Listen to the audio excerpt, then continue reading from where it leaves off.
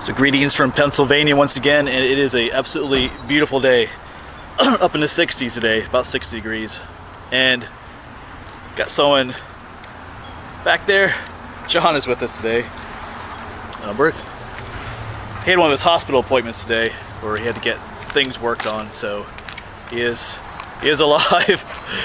And he is walking too. He's got his little cane, but I'll talk about him in a moment. We don't want to talk about him too much here. But so every Tuesday I take him to the Hershey Medical Center to have a little appointment done. But on the way back, sometimes we drive around and we saw a historical sign for an old cemetery. And I think was it last week? Last week we just stopped in and we didn't get out of the Jeep, but we just saw there's a ton of stuff out here. There's a sign out there. There's 40 Revolutionary War soldiers here, people from the French and Indian War buried here. So we're gonna check this out. And here he is with his cane. What are you doing on my lawn, young man? He can walk. Yeah, I can walk actually quite well now. Yeah, and he is still hooked up with his antibiotics. Still have the line. That's why he's got to get that clean today. Yeah, they get there's a over top of where the PICC line actually goes in. There's a dressing, so once a week they got to change that and make sure change don't get some of the tubing. Yeah, because it's sort of gross because there's actually like a hole there that it goes in. And I don't like seeing it. And that's his antibiotic bag that he's got to carry around. Which I'm completely out right now. Oh, really? So you probably. Yeah, but that doesn't matter. Right. I'll wind out when I get home. I'll put a new bag on, and at least it's not a colostomy bag. Oh, yeah. So anyway, we're both thankful. He is thankful for the support you guys have given him. Yeah, thank you everybody, because it means a lot. It's going to help me get through. Yeah, because today's March 9th, and he won't be able to work even through April yet. It doesn't sound like till maybe beginning of May, end of April, that time period. And then even then, it's just because my foot, they took the center. Yeah.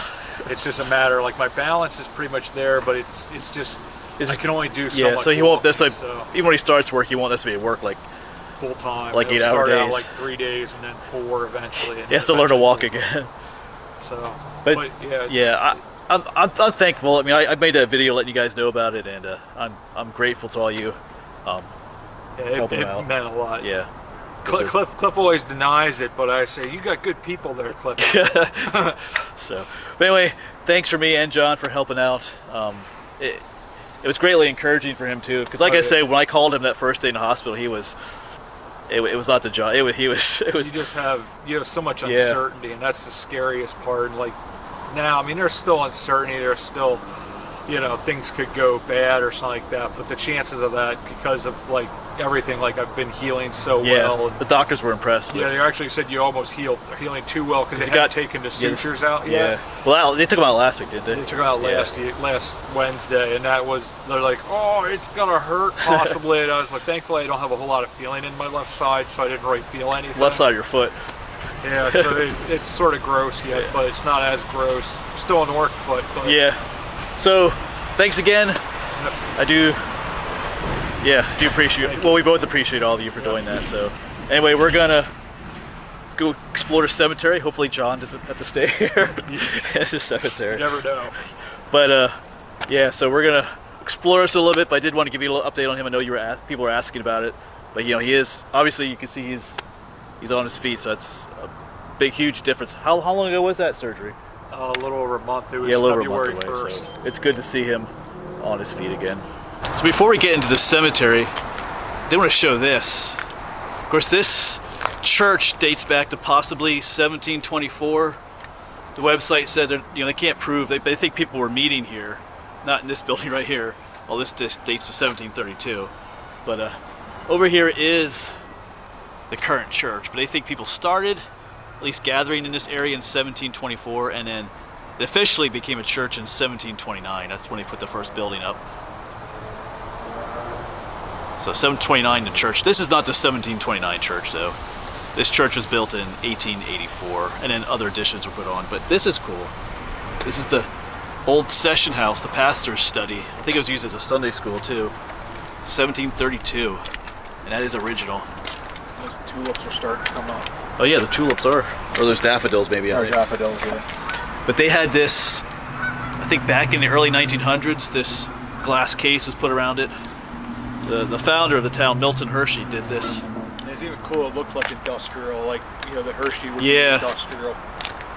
But cool.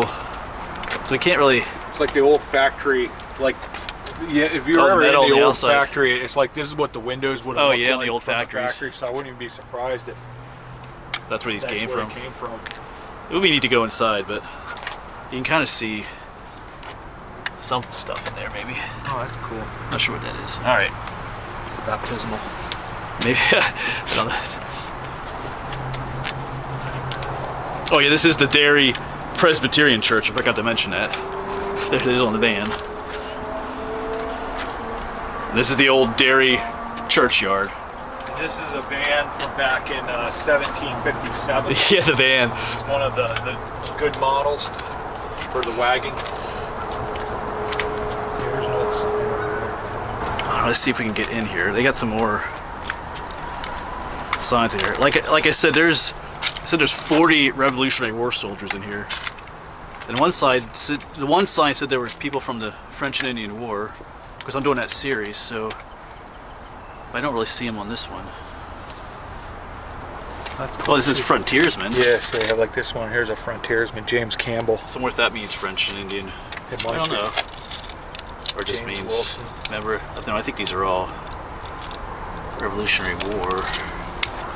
There's another one. Oh, these are with the trees. The Dawn Redwood trees. I do wonder if it's the frontiersman, if that's because it said these. It's in memory of the heroes of the Revolutionary War and defenders of the frontier. You'd think the frontier would be more. French and Indian War. Yeah. Maybe.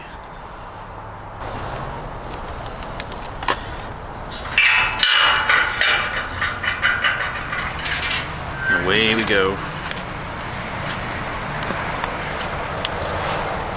Yeah, you can see all the flags. Every flag is where a soldier is buried.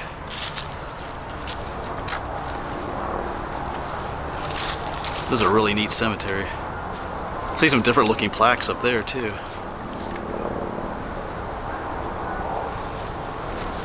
Wow.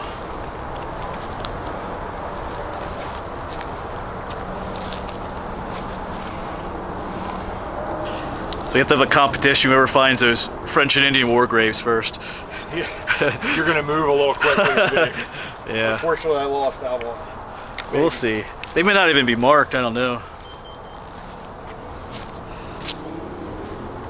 Yes, as most of you know, I am doing that French and Indian War series. So the historical sign, I think there's one up here, says there's some buried in here. But then, you know, it may be that they're so old that they're not labeled. But we'll see. Hoping they are, because if they are, we'll add this to my video series on that. But still, this is a beautiful place. It's got that old, ancient cemetery feel to it, with the old stone wall. Right in the middle of Hershey, Pennsylvania, Chocolate Town. Yeah, I mean, here's a really old one, laying on the ground in memory of, oh boy, John Rogers. I do see a date. Looks like 1708. That's probably man, if that's a death date, that is old. No, does that say actually that might be a 9 right there. Okay, these are pretty worn. Like I said, this place was only formed in the 1720s, this cemetery, so that's a little too early. Unless that's a birth date. See, all these plaques are Revolutionary War soldiers. Each one of these. Most of them will not be all that legible. See, these are pretty, almost impossible to read. Here's one though, in memory of, let's say Michael.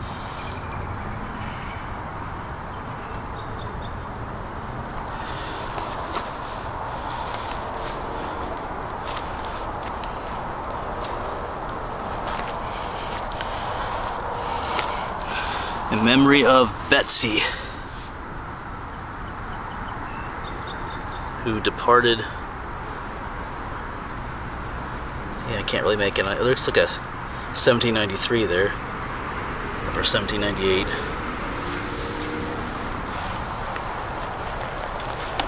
These are probably some newer ones. Well, newish. Alright, let's keep looking.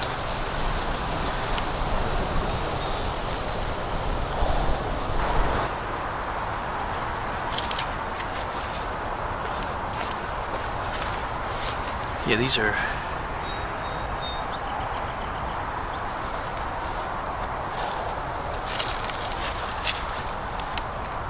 Memory of... Well, this one's War of 1812. Oh, 1812? Yeah, look how it's just all kind of beat up there. Difficult to read. Memory of Mary Fairland, consort of John Fairland.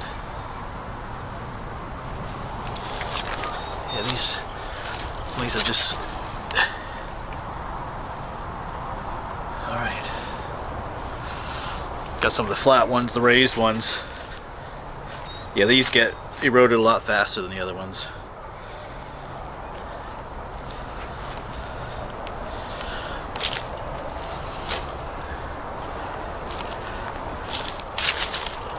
What's this one here? 1775. Okay. Not sure. I mean, that's just before the Revolutionary War, so maybe he was in the militia at that age, or that time.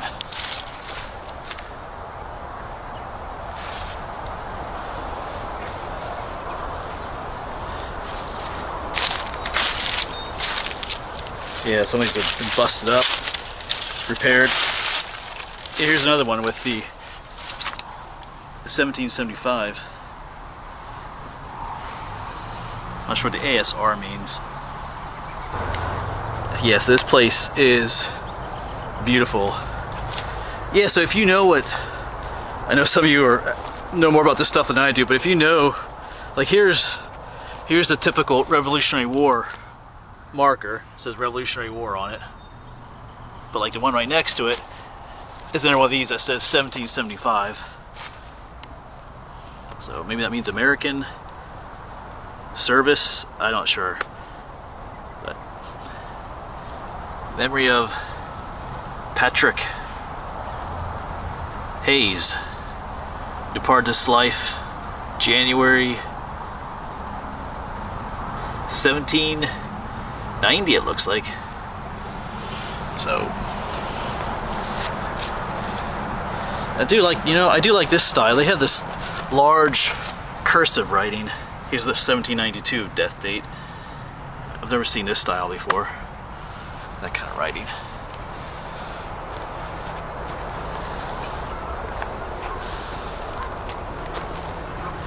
John said there's a War of 1812 marker over there. There he is making his way around. Cool to find that. The guy's colonel. The colonel? They had on the sign. Oh, on the historical sign. Yeah, there's only a couple that, like, some of them you can see, but... I think they said, I looked up, they said there's a congressman buried in here somewhere too. Oh, really? U.S. congressman, but I'm not sure. There's a lot of them you can't read them. Yeah.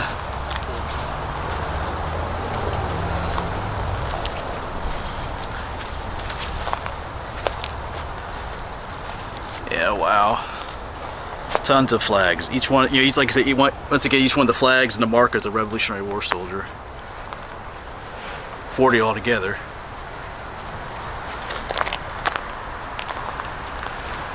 They were listed on that plaque on the outside.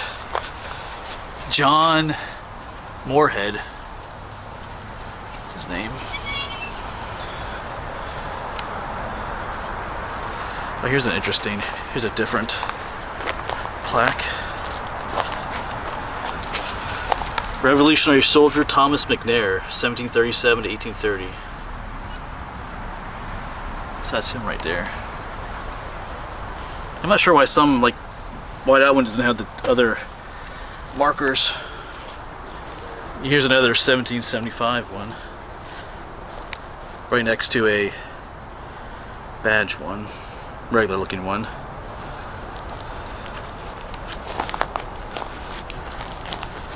Here, remains of James Galbraith, departed this life 1744.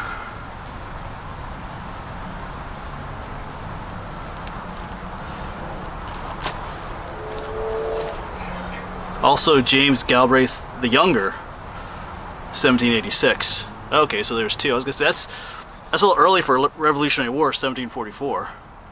But it says also James Galbraith the Younger is here, so that makes a little more sense.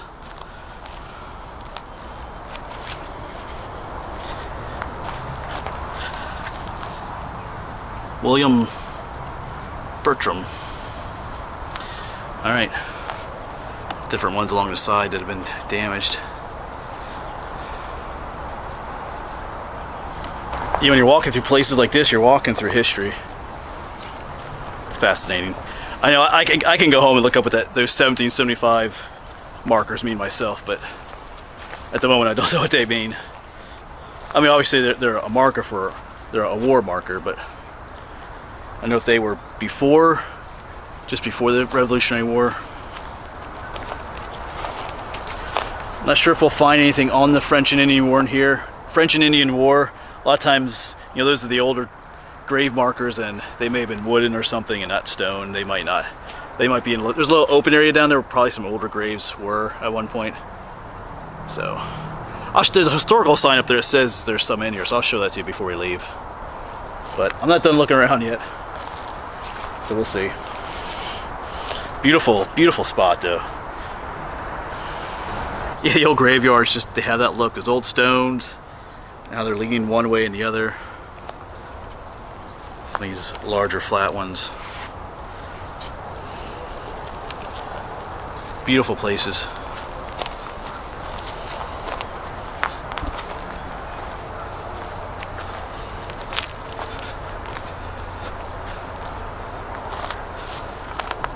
Looks like Robert Davidson. 1805. So I think these ones back here are a little bit newer than the ones further up. Yeah, see in 1837 down there.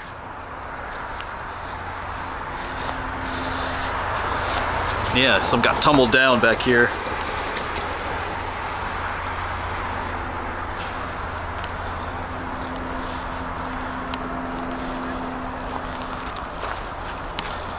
Yeah, it's just a beautiful setting. Got the old cemetery, the church. There's Naomi down there. It's John taking a break. He can walk, but you know, he can only walk so much and his foot starts to hurt again, obviously. Yeah, so he's looking up what those markers, those 1775 markers are. So we'll find out in a little bit. See, a few of these you can really read. In memory of Joseph Sawyer, who departed this life February the 28th in the year 1789. Yeah, I like how they run out of room. He departed this life February. Even his name, you know, Joseph Sawyer.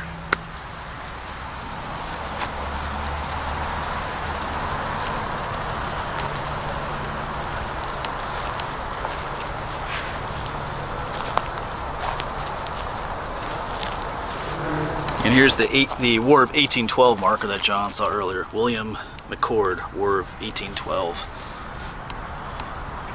I mean, sometimes they have a special badge or marker for that as well.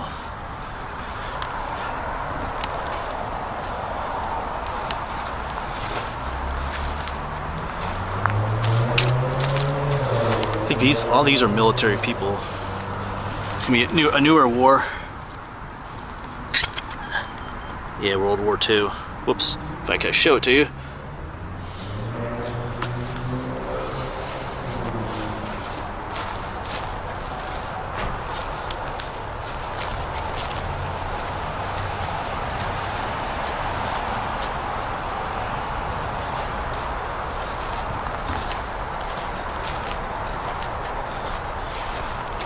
where this larger one is here. So there's war markers that say ASR. It's Sons of the American Revolution. That's what they are. So they're the descendants. You know, their father would have fought in the Revolutionary War. It's a fraternal organization. Yeah, there he is. And that one Bertram that we saw back there was probably the pastor, because three of the pastors are buried here. I think Bertram was the first one. Sort of like the fraternal organization, the Wandering Woodsmen of America. Oh yeah. There's a one Civil War one over here. Oh, that's 1812 too. Yeah, there's two that I saw of 1812. Yeah, let me turn it around here. Yeah, this is what the War of 1812 marker looks like. 1812, 1814. Yeah, so I'm not sure what to say about those French and Indian War burials. Like I said, they may not even be marked. But you can see there are places here where there's no markers, but it's more than likely there's people buried here. There are like damaged markers over here. Some really old looking ones, like this one right here. It's just kind of like a stone with some crude marks on it, so that could be obviously much older from that period.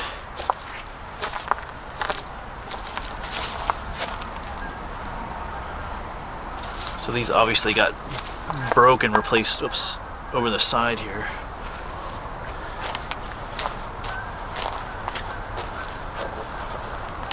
There's even an empty area in there, maybe there's some buried.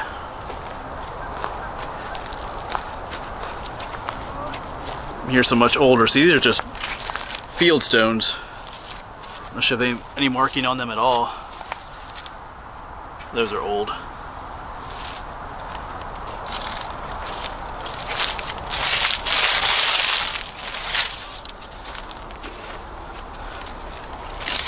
And just a little bit of snow left in here.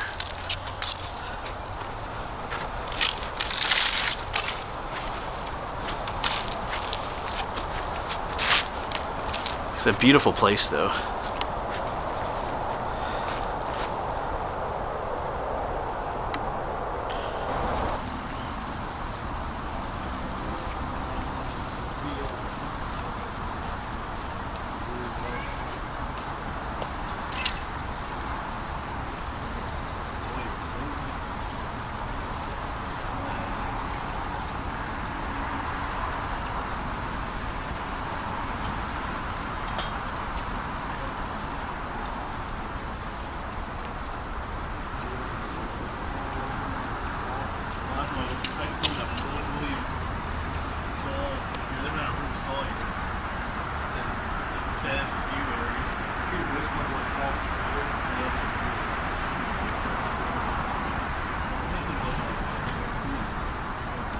Yes, we wandered back to these two to back.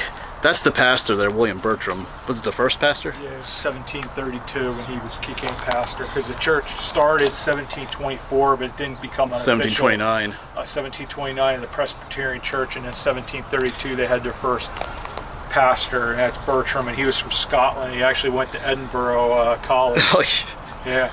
And then this one, and John just pointed this out, like I was looking for those French and Indian War age ones, but you know, this is James Galbraith again. He died in 1744. Actually, that's before the French and Indian War too, though.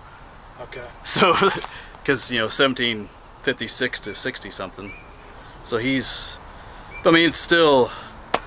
We were wrong about that one. Anyway, James Galbraith. All right. Got me excited there for a moment.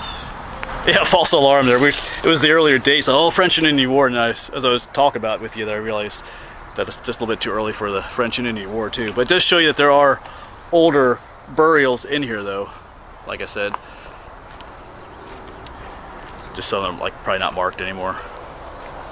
A lot of them you can't read. So here's the marker for the church, the Derry church. Let me zoom in for you there.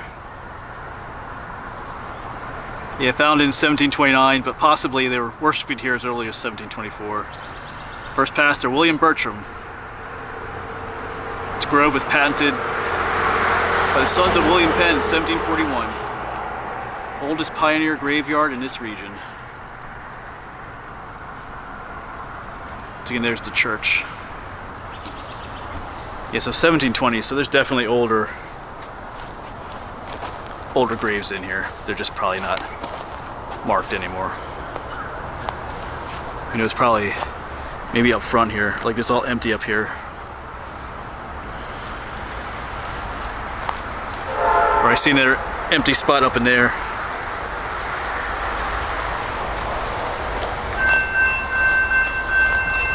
Oh, the train's coming through. Because there was another historical sign on the other road that mentioned the graveyard, that there were people from the French and Indian War buried here, but I'm just not finding where that is. But we do have a train. Oh, there it is. You can see it coming through up there.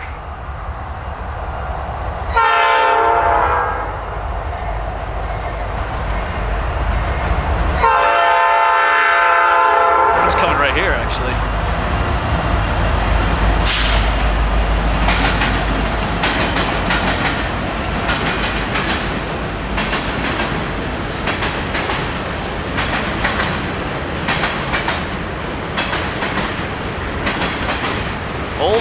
Old beats new.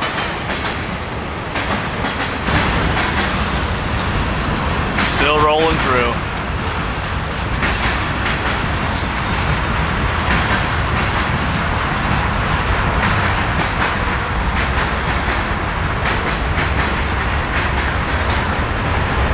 There's the last of the train. And back out here on the back, John just mentioned, you know, here's the Galbraith Senior and Galbraith Junior that we saw, and it does mention they were frontiersmen. So more likely, these are the people that were around during the French and Indian War. But we did see their tombstones. Alright. Alright, so that'll be it for us. We're actually going to stop at one of their cemetery. Not going to film there, just going to check some things out on the way home. It's where Milton Hershey is buried. He was the founder of Hershey. There's John. So, but it's an absolutely beautiful day, so. Hershey, the old factories over that direction. Yeah, John used to work down there for 12 years. We won't talk about those years. So. It was a good experience for the first 10 years, and then the last 2 weren't so great.